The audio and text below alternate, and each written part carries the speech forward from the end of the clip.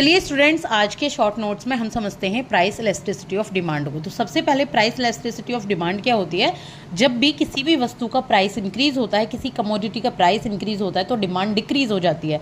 जब भी प्राइस कम होता है तो डिमांड इंक्रीज हो जाती है। ये होती है आपकी प्राइस इलास्टिसिटी ऑफ डिमांड। इसका फॉर्मूला क्या है? Percentage change in quantity upon percentage change in price.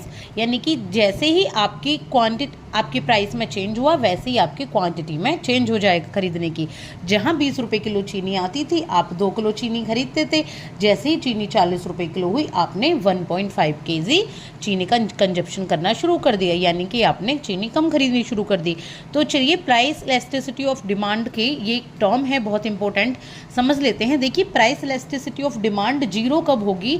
इसको कहते हैं इन इलास्टिक डिमांड। यानी कि अगर प्राइस बढ़ जाते हैं तब भी इस पर कोई फर्क नहीं पड़ता और इसका कर्व कुछ इस तरीके से बनता है इसका जो ग्राफ है इन इलास्टिक का, ठीक है। जैसे कि साल्ट, अब नमक तो आप खाओगे, आप नमक खाना तो कम नहीं कर सकते ना। अगर प्राइस बढ़ जाते हैं तब भी आप नमक उतना ही कंज्यूम करोगे। याद कीजिए 5 रुपए का नमक आता था किसी टाइम पर, अब 15 का, 20 का आता है, 99 का भी आ रहा है, 100, लेकिन आप नमक का कंजप्शन तब भी ज़्यादा ही कर रहे हैं, उतना ही कर रहे हैं। इसके बाद है price is less than 1। Price जब लेस देन 1 होता है, यानी कि प्राइस इलास्टिसिटी लेस देन 1 कब होती है? जब लेस इलास्टिक कहते हैं इसको। क्या कहते हैं इसको? लेस इलास्टिक कहते हैं।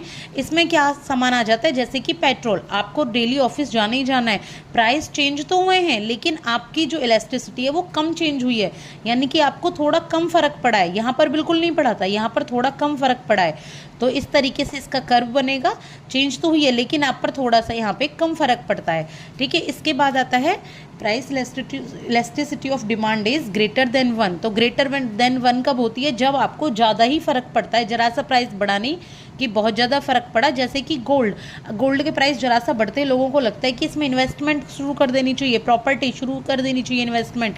जरा सा प्राइस बढ़ा, ठीक है, आपकी यहाँ पे डिमांड भी हाई हो जाती है। Price elasticity of demand is equal to 1, इसको कहते हैं यूनिटरी इलास्टिक। ये तब होती है जब जैसे आपकी डिमांड, जैसे प्राइस बढ़ा उसी के अकॉर्डिंग आपकी जो प्राइस, आपकी जो डिमांड है, आपकी जो क्वांटिटी है वो घट जाती है। जैसे कि कपड़े, क्लोथ्स, आप जहाँ 5 जोड़ी कपड़े पहनते थे, आपने देखा कोई भी कपड़े का प्राइस बढ़ चुका है तो आपने वो खरीदने कम कर दिए, ठीक है। इसके बाद है आपका price elasticity of demand is equal to infinite, इसको कहते हैं परफेक्ट इलास्टिक। इसका कर्व कुछ इस तरीके से बनता है। ये दोनों तो आप बहुत आराम से लर्न कर लेना, ठीक है। बाकी एक बार प्रैक्टिस करो, हो जाएंगे लर्न। ये किसी सब्स्टिट्यूट के लिए होते हैं, जब एक कंज्यूमर किसी सब्स्टिट्यूट की तरफ ही बढ़ जाता है, बिल्कुल ही छोड़ देता है। चाय की डिमांड इतनी बढ़ गई कि कॉफ़ी लेनी पड़ी। Thank you so much.